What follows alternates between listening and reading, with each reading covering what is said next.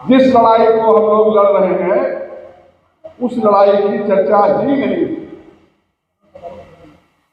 आर्थिक आजादी के साथ मुद्दे, इन सारे मुद्दों पर चर्चा होती नहीं। पाखंडवाद को खत्म करने का, कोलोनियल सिस्टम से जो नुकसान होते हैं उनका, प्राइवेटाइजेशन से, निजीकरण से जो नुकसान होते हैं उनका, इनकी सबकी चर्चा होती रही। साथियों, जिस लड़ाई को हम लोग लड़ रहे हैं उस लड़ाई की चर्चा ही नहीं। आर्थिक आजादी। हमारे माँ बाप ने खेती करके मुझको पढ़ाया, पढ़ाने के बाद डॉक्टर बनाया। इतनी हिम्मत बहुत जो है सारे लोगों में नहीं हुआ करती। उन्होंने एक बात कही थी, बेटा अगर तुम सक्षम हो जाना, कुछ बन जाना, तो हमारे तरह के लोगों के लिए भी कुछ करते रहना, कुछ ध्यान देना।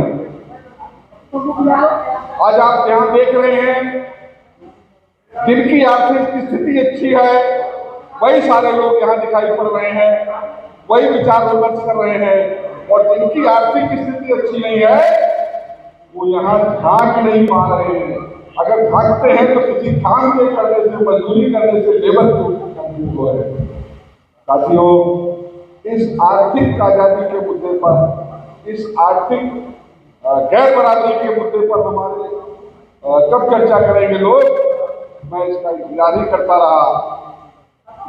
मान्यवर यहाँ के.पी. राहुल जी आए थे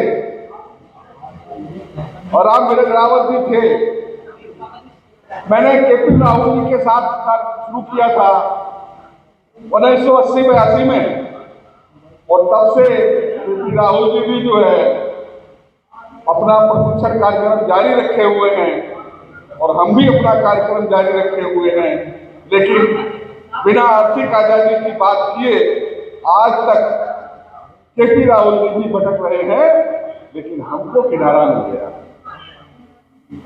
साथियों, हमने आर्थिक आजादी की लड़ाई को सीखा, समझा, जाना और उस पर चलने का फैसला किया। आज सारी समस्याओं की जड़ क्या है? आज सारी समस्याओं की जड़ इस देश में पूंजीपतियों के पास 1% लोग हैं जिनके पास 40% देश की कमाई का सारा हिस्सा जमा। किसी राजनीतिक पार्टी के पास, किसी भी नेता के पास कोई ऐसी शक्ति नहीं है कि 40% जो उन्होंने 1% लोगों ने जमा कर रखा है उसका बंटवारा करा दें, उसमें टैक्स लगवा दें। किसी के पास नहीं है। क्यों? क्योंकि वही कैपिटलिस्ट, वही पूंजीपति इन सारे राजनीतिज्ञों को उंगलियों पर नचाते हैं, अपने हिसाब से नचाते हैं।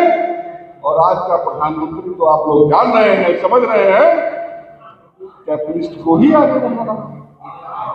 तो साथियों, जब तक इस पूंजी का बंटवारा नहीं होगा, जब तक आपको भागीदारी नहीं मिलेगी, जहां जहां आपको स्मृति के अनुसार वंचित किया गया है, चाहे संपत्ति रखने से, चाहे सलाह रखने से, चाहे अधिकारों से, इन सारी चीजों को आपको जो है छीन करके लेना है, अपने नाम करना है और आर्थिक आजादी की लड़ाई लड़ करके इन सारी चीजों को प्राप्त करना है।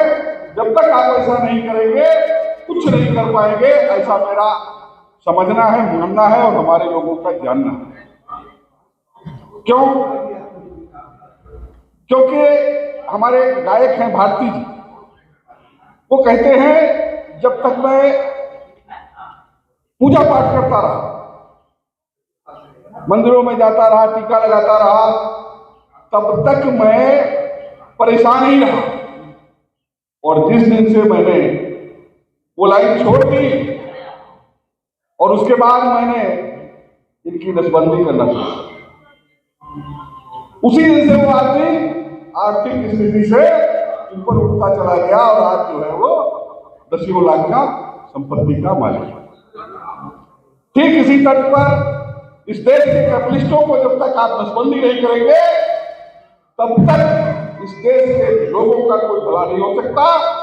जो लोग सर्विस में चले जाते हैं, जो लोग कुछ दुकानदारी और करके अपनी आर्थिक स्थिति अच्छी कर लेते हैं, उनकी बात छोड़ो, लेकिन आम आदमी को पूरा फायदा मिल जाएगा।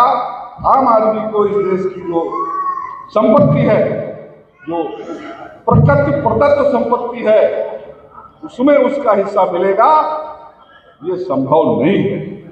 हमारे ही लोग उसमें अपना हिस्सा बटा लेंगे, उसको नहीं आगे बढ़ने देंगे। आप देखते होंगे तमाम जगह जो है हमारे ही अपने लोगों में, वो सभी वर्गों में होता है।